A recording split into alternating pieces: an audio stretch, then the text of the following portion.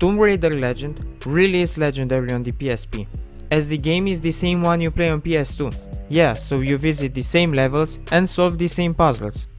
It's just like you will take your PS2 in your pocket and play wherever you want.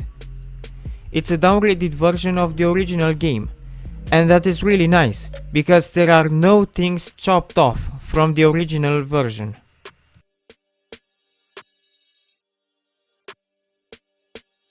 The port is impeccable. The game consists on platforming and puzzle solving and fight sequences with various enemies, including dogs and leopards. The puzzles are easy to solve and fun, and the gameplay is repetitive, it's true, because you just hold the left shoulder button and start shooting and dodging, jumping around like in a circus show. But it's fun. I mean, I had fun in those sections too. Lara has some flashy moves, and those trademark moves add to the fun. I mean, I never got bored of the combat.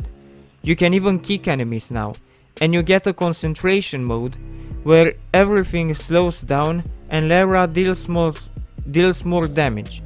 And the dual pistols you use in combat are not your only weapon. You can pick up your enemies' weapons and use them against them. Also, the game has bonus content, like unlockable costumes. And as many Tomb Raider games do, many camera angles are intentional. I'm sure of it. A problem with the game though is that it has frequent frame drops and slowdowns, especially in the areas with enemies or in sequences like the bike in Peru. As for the story, it gives you motivation to continue playing. The game gives you a nice feeling of adventure that Indiana Jones and Uncharted fans, and Tomb Raider fans of course, love. You travel around the world and play in different environments, like in jungles, on top of buildings in the crowded city of Tokyo, in dusty parts of Peru. There are 8 different levels in total, so 8 unique locations for you to explore.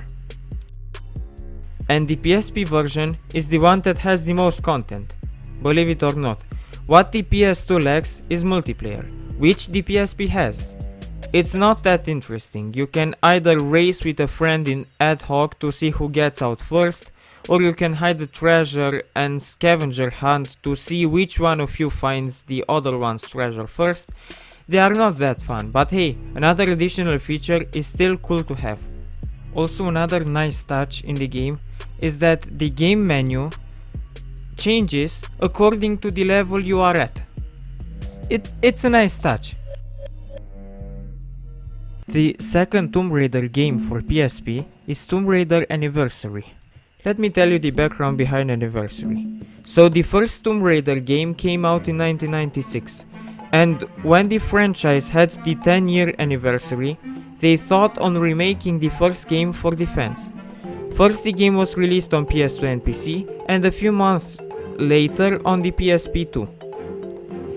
And when remaking the game, they really remade it, almost from scratch. I mean, Lara doesn't look like this anymore, but looks more like a human being.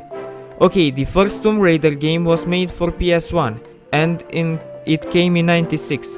So I'm aware of the graphical capabilities back then. Also, the levels look better now, and they aren't that confusing anymore like in the original.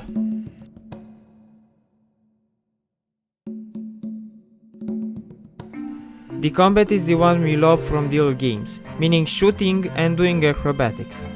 You can use multiple weapons too. You are not constrained to use only the dual pistols. The puzzles are refined too, and I like them more now.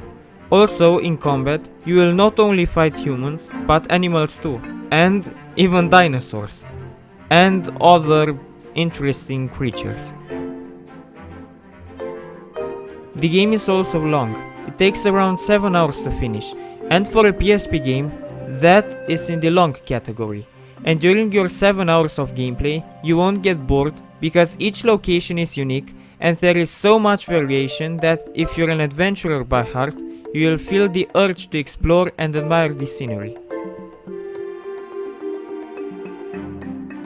So in conclusion, these two games were the Tomb Raider games released for the PSP. If you like adventure game, I really recommend you the game. They are awesome. Just try them out, you won't be disappointed.